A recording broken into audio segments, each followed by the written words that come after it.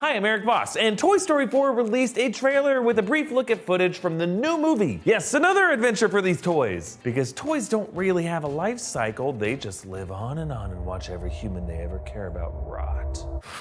You know what? Enough dark interpretations of Pixar movies. They're meant to just be fun and not thought too deeply about. But we can still pick apart this limited footage for all the interesting details that you might have missed and clues about what this movie might be about. Spoiler warning in case I reveal too much and ruin your life. And let's get started. You got a friend in me. Wow, this place is amazing. Wasn't Buzz gonna meet us here? He must be held up somewhere.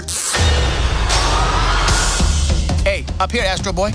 If you think you can take our top prize spot, you're wrong. Dead wrong. Okay, so this fourth chapter of the Toy Story saga, introduced to us with the familiar voice of Randy Newman. At least part of it will take place at a carnival. How did Woody and Buzz end up here? Well, according to a synopsis released for this movie, Bonnie, the girl Andy left the toys with in Toy Story 3, will take these toys on a road trip leading to an unexpected detour. This will reconnect him with long-lost friend Bo Peep, voiced by Annie Potts. If you remember, Bo Peep didn't appear in Toy Story 3. She was a bit of a loose end, mentioned as a toy whom Andy gave away over the years to another owner. We've lost friends along the way. Bo Peep?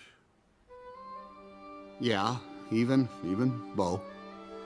All good toys who've gone on to new owners. Yikes! I thought we were keeping things light. Woody basically suggested Bo Peep move to a nice farm. And you know what that means, furnace. But it turns out Bo Peep is fine. She's got a new outfit. She was made of porcelain. She and her sheep were part of a lamp set, I think. But her dress appeared to be removable cloth. And now she rocks this cape. The synopsis says that Bo Peep spent years of life on her own, resulting in an adventurous spirit. And like all adventurous nomads, Bo Peep's a carny. It sounds like the core thematic question of this movie will be a toy's purpose.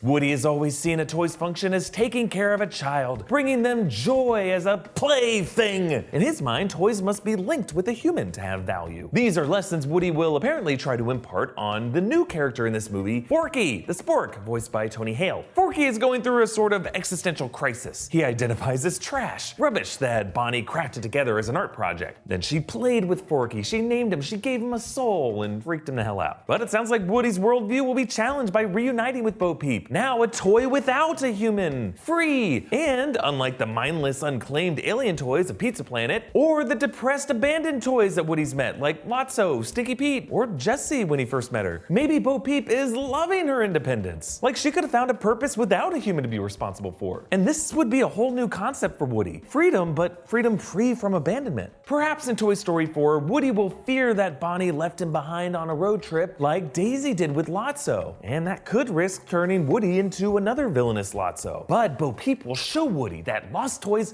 don't have to feel abandoned. They can live whatever life they want. We'll have to see how this would affect Woody and Buzz's relationship, because Buzz, as a space ranger, is more of a natural adventurer. Tim Allen actually teased in an interview about how this movie would end. I'll get to that in a second, but first, thanks to our sponsor, Massdrop. So when I do these in-depth breakdowns of trailers, I really need a good set of headphones to listen to stuff closely. I'm sure you're pretty dependent on good headphones too, whenever you're, working, gaming, watching stuff on YouTube, or muting, screaming kids on long flights. No joke, for years I was stuck using some dinky ones, but Massdrop just sent me their HD58X headset, and I've been testing it out for a few days now. I used it to make this video, actually. Our editors have actually been trying them out too, as they've been working on it. Hey guys, I freaking love these things. And they're super comfy. They have an open back design, so my ears don't sweat, even after wearing them for like 2 or 3 hours like I did today. And there's padding that make them fit all snugly on my big old dumb head. More importantly, the audio quality is awesome. So like I can hear subtle variations with sound effects and dialogue as I'm looking for clues in the way these trailers have been edited. Because you know how sometimes they like to dub over audio from one scene in a trailer onto another scene? Kind of feel like I'm running surveillance on these toys. So if you're in the market to upgrade your headphones, I can personally recommend the HD58X as a high quality option. And I'm not alone. The HD58X has over 20,000 purchases on Massdrop with a 5-star rating. So get on this. Just go to dro.ps/newrockstars-HD58X or click on the link in the description below. Okay, back to Tim Allen's ending tease. He said that he and Tom Hanks recorded the final 2 lines of the movie, and they both got choked up, saying that it would be a memorable, heart-wrenching moment. So I'm dying to know what these final 2 lines are. A farewell as Buzz leaves on his next adventure, maybe an emotional admission from Woody, reversing his angry, "You are a toy!" now telling Buzz, "You are not a toy.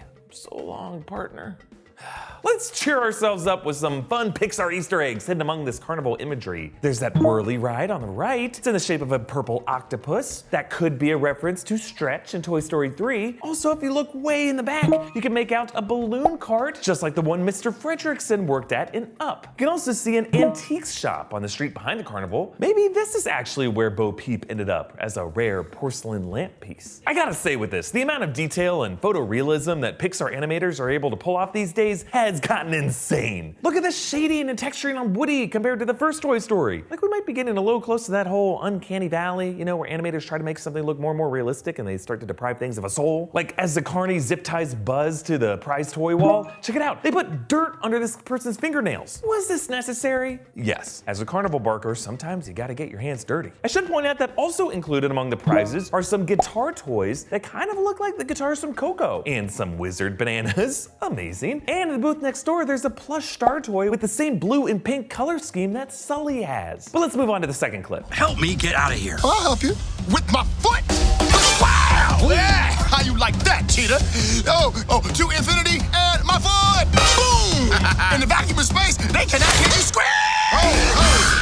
Okay, so Buzz is meeting two new characters, Ducky and Bunny, voiced by Keegan-Michael Key and Jordan Peele. We met them in that earlier promo spot. But look closely behind Buzz. You can see a famous Pixar Easter egg that shows up in all these movies, the image of the Luxo Ball star, showing up on the side of that rocket toy. Ducky kicks Buzz in the head, saying, "In the vacuum of space, they cannot hear you." Ah! That's actually a nod to the tagline of the movie Alien. Buzz snaps a dome hood over Ducky's foot, calling back his move that he used on Woody during his fight in the first movie. And I know I was talking about creepy photorealism in the uncanny valley, but there's actually a small missable animation error here. Notice how when Ducky first kicks Buzz, Buzz's head stretches all the way to the side, passing through his shoulder. Like there's no gap in the dome rim for his head to fit in there. There's plastic there. This is physically impossible spacing. This is called clipping, and you've probably seen it before in video games, hilariously bad graphics, or sometimes even in final versions of animated films. There's that shot during Let It Go and Frozen when Elsa flips her hair back and her braid passes through her arm, but it's not always an accident. Like with Elsa, you don't really even notice the clipping because honestly, her hair flip just looks a lot cooler this way. And with Buzz here, it's funnier to see his head bend all the way to the side, kind of like a cartoon. So despite Pixar's ability to make their characters super realistic, they're still willing to violate physics to help punch up their visual gags. Just I think the way we want it. Now, there's still more and more coming out about Toy Story 4. There's actually a poster release that showed Mr. Pricklepants from Toy Story 3. He's coming back, although no sign of Buttercup, Dolly, or Trixie, so that's weird. Also, if you look closely on Bo Peep's shoulder, there's this tiny little guy. Not sure who he is yet. But there's also going to be another new character named Duke Kaboom. He's voiced by Keanu Reeves, and he's a toy from Buzz Lightyear's merchandise line. Apparently, he was hidden somewhere in the movie The Incredibles 2. But I want to know from you guys, what do you think the final two lines of Toy Story 4 will be? Comment down below with your thoughts. Follow me on Twitter and Instagram at EA Voss. And subscribe to this channel and our new podcast wherever you listen to podcasts. And because every ending must make you cry, so long,